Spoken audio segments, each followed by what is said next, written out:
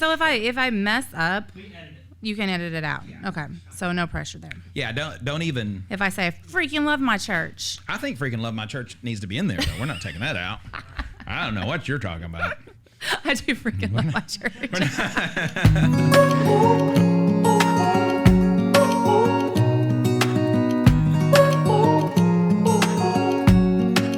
I never envisioned myself where I am today. If you would have told 30-year-old me 6 years ago that this is where I would be with 5 kids and 3 dogs and a crazy house, I would have looked at you like you were crazy. But that is where we are, and it's crazy, and it is good. So our story started about 6 years ago when I met my husband, and at the time, I knew it was a God thing, and I feel like that was the beginning of our story. I was 30, and I was working my dream job. I worked at a prom dress store, loved it, loved the people, the employees, and that job was my life. And I came to church every Sunday. I loved Jesus, but I didn't really have that connection. You know, I was still doing things that I wanted to do. And then I met Josh, and no one can tell me any differently. It was absolutely a God thing. It was the right time. He had 2 boys that were 3 and 5 at the time, and I just fell in love with them. And we knew within the second date. He knew before I did, but by the second date, I was convinced that it was for the long haul. So we got married. And he asked me on the first date. He was like, how do you feel about kids? Do you want kids? And I was like, I don't really know. I'm open. Definitely open to his boys. But when we got married, it all worked out. A rocky relationship that he had with his ex-wife, we all mended. We had birthdays together, holidays together, and we were a great little family. And then the next milestone came whenever we were at church one Sunday, and Scott was talking about a bedroom he had in his house. So imagine me before Josh. I had this big house, like 2,600 square feet, me and my little chihuahua. Me and Allie, we did everything together. But there was rooms in my house I didn't go in. So even whenever Josh and I got married and the boys had their room, we still had a room that we just didn't go in. And so one Sunday at church, Pastor Scott said something about a room that he had that he used to have some hunting stuff in, and now it's filled with children. And I'm like, we have a room. And so I felt this little tug. And so I started thinking about it, and then I had heard some things about Project Zero and the call, and I asked Josh, I was like, do you want to go to a foster meeting with the call one night? It's next week. And he was like, yeah, sure. So I'd already been on the Project Zero website and saw those faces, and, I was already on board. But I just, we went to this meeting, and they talked about fostering, they talked about adopting, they talked about respite. And I looked at him afterwards, and I said, so what do you think? And he said, let's do it all. And still, I don't think I ever loved him as much as I did in that moment. Because it was just both of us just having the same thought, the same process. Like, it was a God thing. It was so a God thing. So we signed up, and we had talked about having a child of our own, and, we were like, whatever happens, happens. God has taken us on this path. If we have our own baby, great. If we foster some babies, great. And they even asked us at our foster adopt class, like, are you guys going to foster? Are you going to adopt? And we're like, we don't know. We don't know what we're doing here, but we feel the call, so here we are. So we went through the training. We got opened up. Our first placement were these 2 little blonde-haired girls, and I'll never forget it. It was super late at night, and y'all have to think, I never had a kid before. So they're like, these children are 1 and 3, and we're at Walmart, and I'm screaming at him the next aisle, do they like bananas? Can they eat bananas? And this guy next to me was like, I'm not your husband, right? And I was like, oh, I'm so sorry. But do you know what 1-year-olds eat? We had these carts filled up, and this lady, she brought us these kids, and I was like, okay, we got these kids now, and they're going to be in this room. And she was like, she actually told us, she was a brand new worker, and she was like, you can adopt these kids. And I was like, what? Seriously? Okay. So we had him, and we're processing all this. And then the next day she called me, and she's like, I'm sorry, but we're taking him to another home. And we were devastated. And she was new, and we should have known better. We were newbies. And so they went to another home, and I was like, if that home isn't pre-adoptive, or if that home needs help, please reach out to them and give them my phone number. And that was a rough couple days. But that lady, she had them at a previous placement. Her name was Jessica. And so there was another sibling. So there's 3 of them, 1, 2, and 3 ages. We started visiting with them, and we started going over and seeing them and exchanging calls. And a month later, so they all 3 had different dads, and the youngest one was going to go with a family member. And so the older 2 were still in fostering. Jessica was in a pre-adoptive home at the time, and the baby got sick. And so I was like, we can bring the older girls to our house until everybody gets better. And they came to our house and they never left. They never left. And as in that month that they were at her house, I'll never forget, there's 2 rugs in my bathroom that my knees were on that rug so many times, praying to God, please, let us have our babies back. But at the time, that was so selfish, because I look back and along this journey, I've learned to pray for the things that He has planned, but to give me the guidance to accept those. Because whenever you take a step back and you look at your journey, it was in God's timing, and it was beautiful. And if I would have just went with it, it would have saved me a whole lot of heartache, because I tried to make it what I wanted it to be. But yeah, we got our girls, and they were with us for a few months, and then they asked us to adopt them. And then during COVID, when everything was so crazy, and my store, so the prom dress store along this way, I've bought into it, and so it's my store now, and COVID happened, and we sell prom dresses, and I'm like, how am I going to survive this? All of our girls got laid off, and it was me working the store by myself, and we had all these dresses that we couldn't pay for, and I was like, how are we going to survive this? But in the middle of all that, we adopted our girls. And so in us closing the store for a month, I got to spend time with my kids. I got to spend time with my family, and it was amazing. And I will tell you, the boys, through all of that, as soon as we told them we were going to foster, they would ask us every single day, when are we going to get a kid? When are we going to get a kid? And they have been so supportive, and it has been so beautiful through this whole process that I am so blessed to have this fostering journey be part of our lives, and just to see how they have grown. And they did. We'd had the girls for 2 weeks. So you got to imagine the boys at this time were 8 and 10.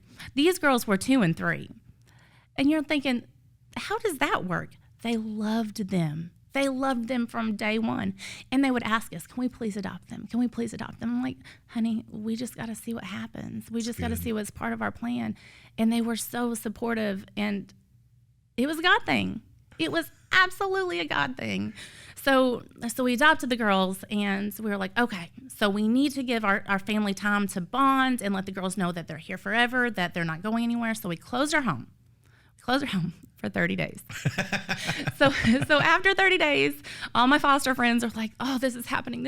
I'm like, there's that little tug again. And I'm like, Josh, and he's like, let's do it. And so we opened back up, and it took so long for us to open back up, but then we got a 5-day-old. So here is, how old was that? 35-year-old me. So I've got 4 kids now, and then they drop a 5-day-old baby off at my house, and I don't know what I'm doing, y'all. I have no idea. I don't know how to change diapers. I don't know what to feed these children. And they're just like, bye. And so I'm calling all my people like, please help me. I don't know what to do.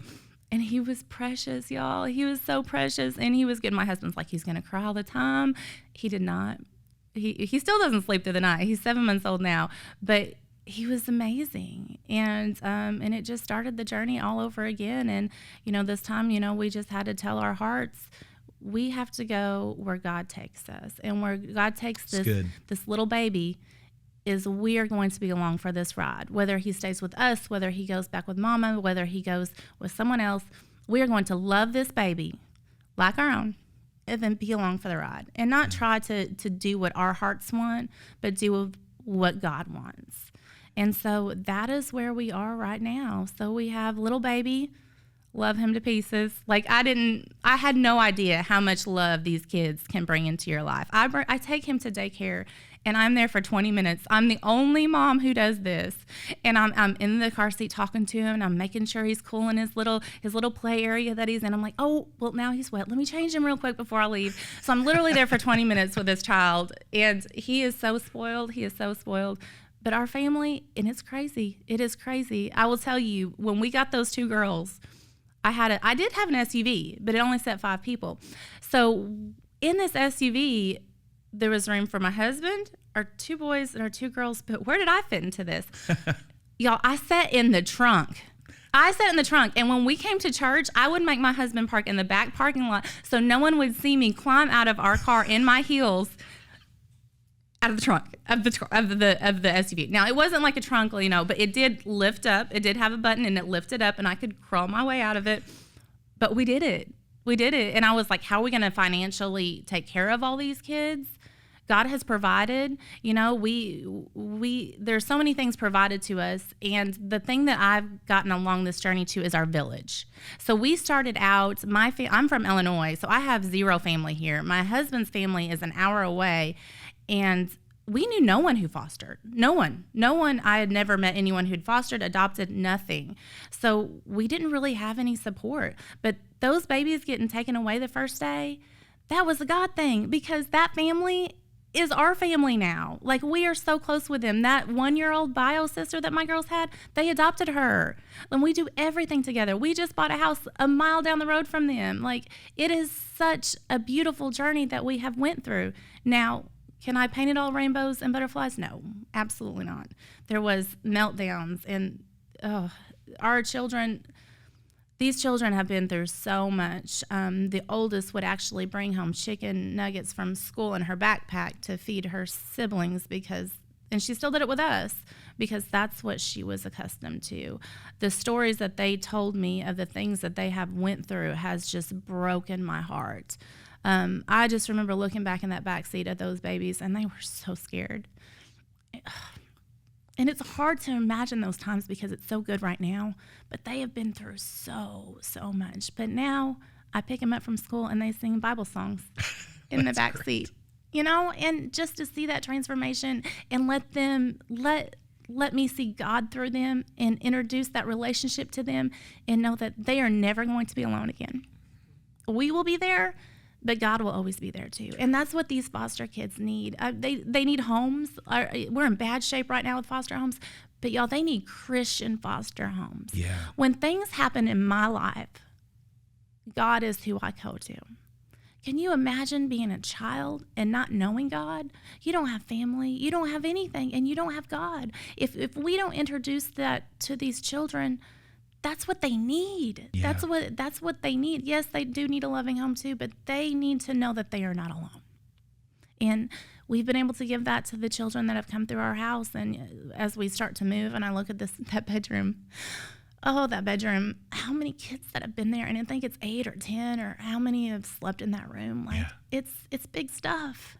And and I look back at 30-year-old me, and I'm like, I had a good life. I had a little sports car. It was me and Allie in my little sports car, but nothing compares to what I have now. Nothing. So it's been a good journey, but now I get to the place where my husband and I, we have a full car. Like, they call us to take more kids, and I'm like, y'all, I can't literally fit anymore, and I don't have a trunk anymore because I have a 3rd row. So there is nowhere for any of us to go. So I'm like, so what do we do now? And that's just opened another chapter in our lives. We have our church, and I cannot say enough about our church. They have let me start a foster and adopt support team within our church. So not only are we loving on our foster families and adopt families, we are raising awareness within our church. We are working with the Call-In, Project Zero, and we're working those events to raise awareness in our communities. And that has been a beautiful thing. And just to be able to have that village, that is so important for all of us. For all of us. Our church is so important. Those relationships are so important. So that's been an amazing thing. I've been able to work with the Call, to be on the board with them, to make huge steps with them. I've been meeting with DCFS as to how can we help? How can I help?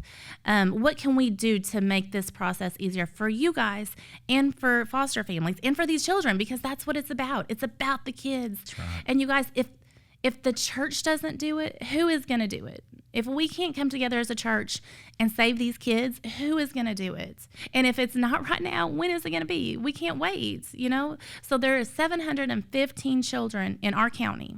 So in Pulaski County, there's 715 children in foster care.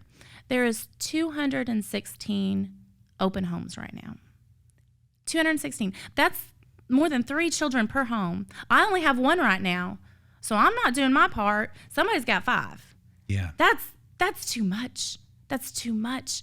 But if you think about this, So 516 children in Pulaski County right now. That number, there are 500 churches in Pulaski County right now. That's a God thing. Yeah. That's a God thing. Because if one family from each of those churches opened up, not only would we look at a 12-year-old child that comes into care and say, where can we put him? No, we can look at 3 homes and say, these are good fits for that kid. What is the best? That brings tears to my eyes because that's what these kids deserve. Y'all, they're not aliens. They're not puppies.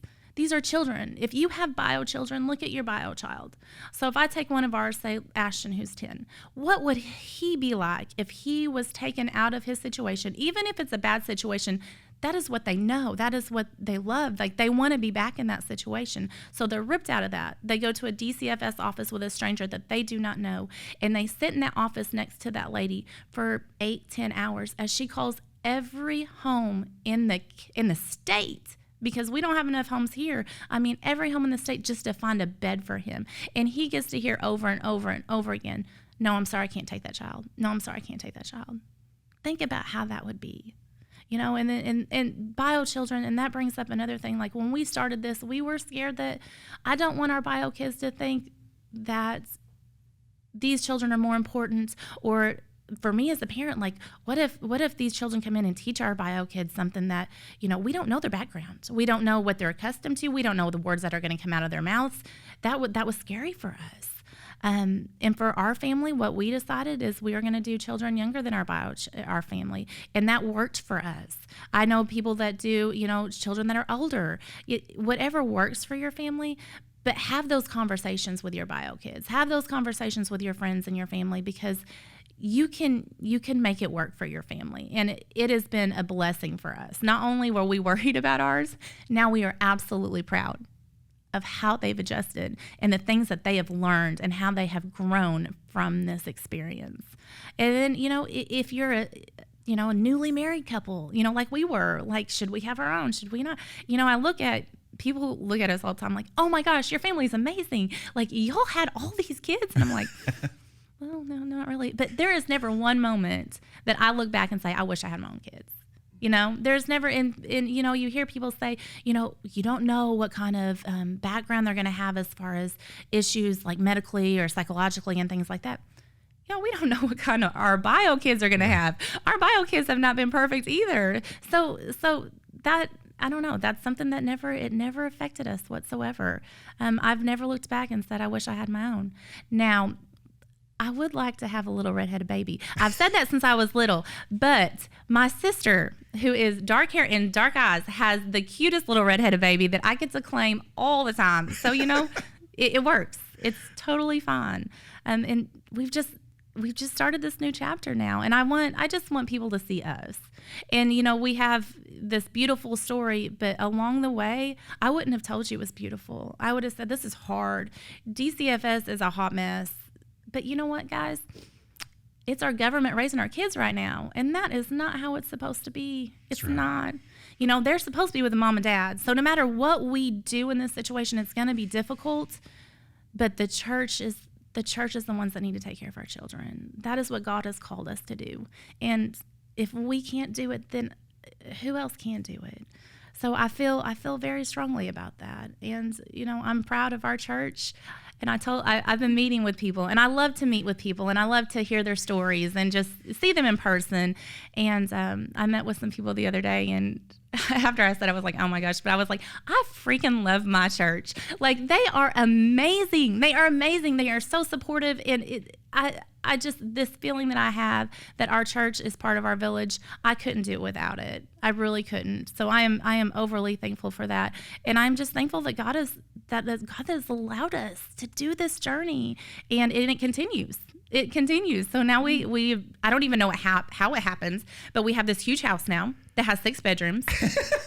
So I think part of my husband is always on edge, because he's like, because I tell him, I'm like, and this is where I was going with 30-year-old me. I was like, whenever this happened and I had this little tug on my heart, I had what I call a come to Jesus meeting. And I said, I do not want to get to the end of my life and look at my Savior and say, I sold a lot of prom dresses. You know, I didn't want to be that person. You know, I wanted my life to make a difference. And it's not always beautiful. And these kids, you know, sometimes they go back to places that we don't understand and we don't think it's the best and we think we could give them more. But their family is where they're meant to be. And whether you adopt or whether you foster, you know, a lot of people say I don't know if I could do that. I don't know if I could love on them and then give them back. But that's what they need. They need attachment. They need to love. They need to feel that because they probably never have before. And yes, it might break your heart when they leave, but their heart is breaking right now. They didn't sign up for this. They don't want it. Just like you might be scared, they're way more scared than you are. Promise you. I've never seen anything like I've seen the scared looks on their faces that first day. And it's every single one of them. And you can say it's hard for a teenager, but y'all, it's hard for a 10-year-old.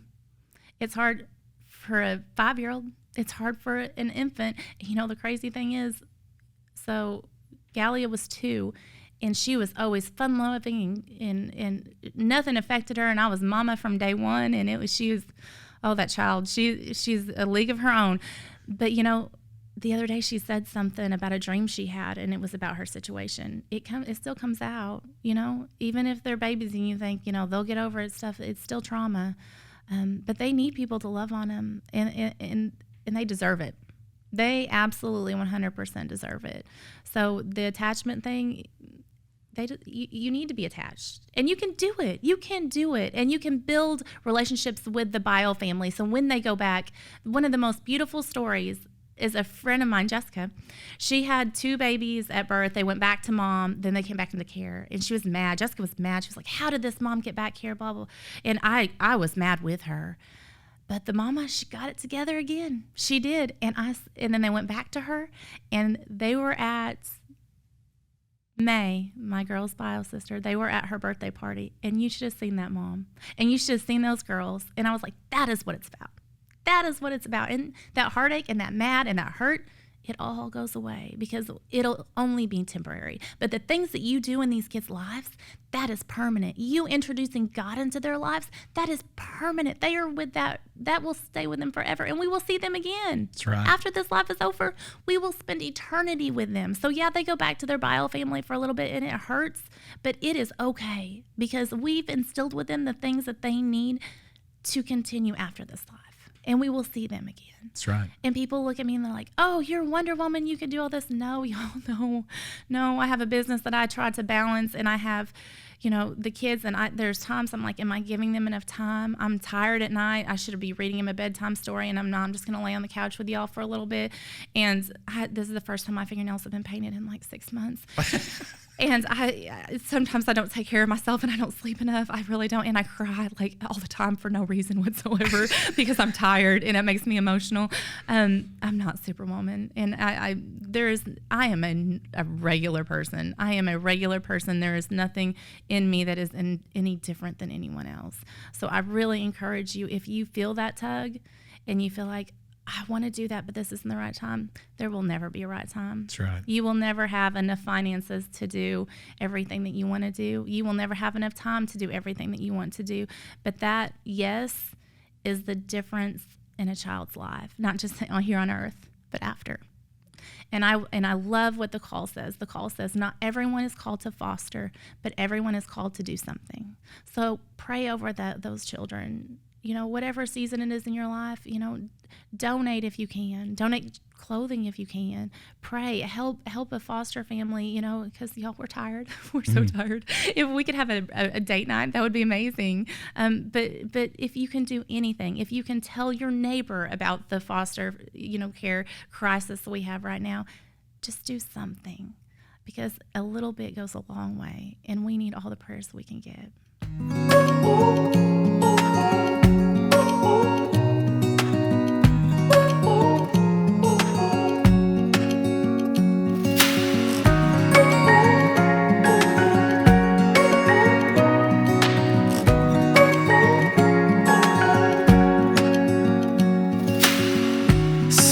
wishing for something that ain't lost.